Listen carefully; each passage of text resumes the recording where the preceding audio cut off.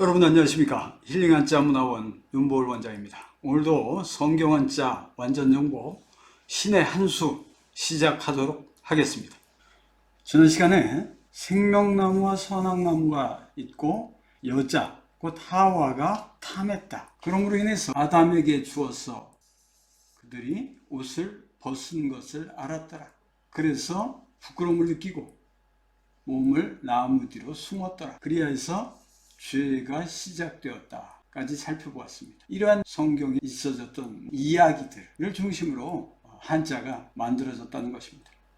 마찬가지로 오늘은 타탈괴, 왜 이 글자가 마음신변에 귀신 귀자인데 탓한다는 뜻이 되는가. 또 타락이라는 글자, 떨어질 타, 떨어질 락, 과연 이 글자는 어떻게 떨어진다는 뜻이 되었을까. 또 쓰라릴 초, 바로 고초를 당하다, 쓰라림을 당하다의 내용을 살펴보도록 하겠습니다. 첫 번째로 창세기 3장 13절에 하나님이 여자에게 이르시되 내가 어찌하여 이렇게 하였느냐, 즉 선악과를 먹었느냐는 것이죠. 왜? 바로 뱀이 나를 꾀임으로 먹었나이다 하면서 탓을 했습니다. 누구 탓을요? 바로 뱀을 탓을 했는데 귀신 귀자가 있는 것입니다. 그러니까 이 뱀이 저 땅에 기어가는 뱀이 아니라는 걸 알 수가 있죠. 그럼 이 귀신은 뭐냐? 마귀 할 때 이미 저희가 했죠.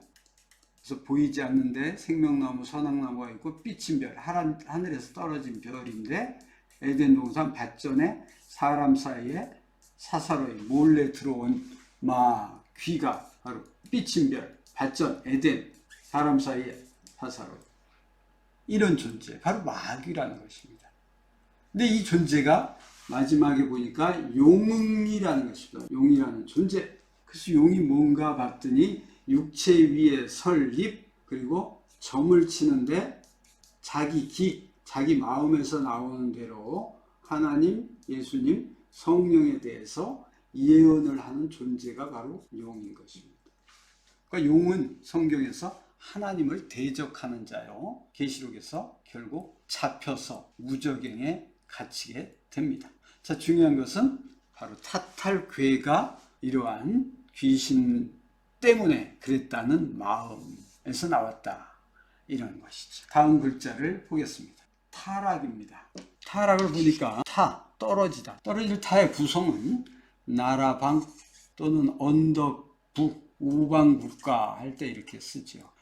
그래서 하나님께서 우리를 너희는 택한 족속이요 왕 같은 제사장이요 거룩한 나라요, 하나님의 나라와 같다는 것이죠. 예수님께서 2000년 전에 이 땅에 오셔서 하나님의 나라가 여기 있다 저기 있다 하지 말라, 바로 너희 중에 있느니라 했으므로 거기에 그 사람들이 있는 것을 나라라고 했던 것입니다. 그러면 나라는 바로 하나님의 백성이 옳은 길로 가지 못하고 좌측으로 치우쳐서 육체의 소욕을 따라 행동함으로 결국 흙으로 돌아가는 것, 이것이 떨어질 타입니다. 마찬가지로 떨어질 락, 풀과 같은 인생이 물을 떠나서 물속 하늘에서 내리시는 그 말씀, 세상은 생물, 식물, 물에 의해서 생명을 유지하듯이 하나님의 사람은 하나님의 말씀이 물 통해서 생기를 얻고 살아가는 것인데 각자의 생각으로 돌아감으로 떨어지는 것입니다. 그래서 바로 개인의 생각으로 하나님을 떠나서 타락함으로 흙으로 돌아가서 사망을 하는 것이죠. 그래서 하나님께서 하늘에 궁창을 만드시고 궁창 위의 물 상수, 궁창 아래의 물 하수라고 나누신 것입니다. 상수는 하나님의 말씀이요, 하수는 바로 이 땅의 말 또는 사단의 말 또는 사람의 말이 되겠습니다. 이것이 타락이 만들어진 기원입니다. 다음은 쓰라릴 초자입니다. 쓰라릴 초자도 또 살펴보니까 나무가 두 그루가 또 나왔습니다.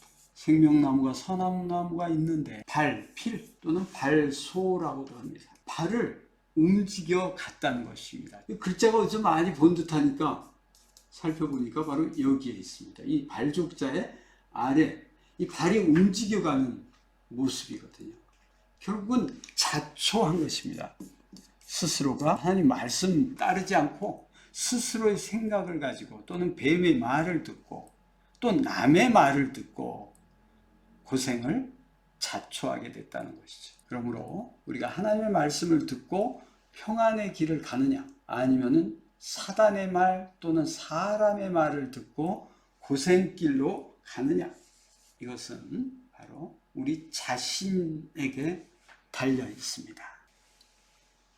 오늘 타탈괴, 그리고 타락, 그리고 자초하다, 곧 쓰라릴 초자를 살펴보았습니다. 하나님께서 에덴 동산에 일어난 일을 가지고 이렇게 한자를 표면의 어떤 뜻을 알려주셨습니다. 그러나 이후에 이제 알아볼 것은 더욱이 한자가 하늘의 글자라는 것을 더 알 수 있는 다음 시간에 글서, 그림화, 그리고 문화, 글자 뜻에 대해서 살펴보겠습니다. 시청해주신 여러분 감사합니다.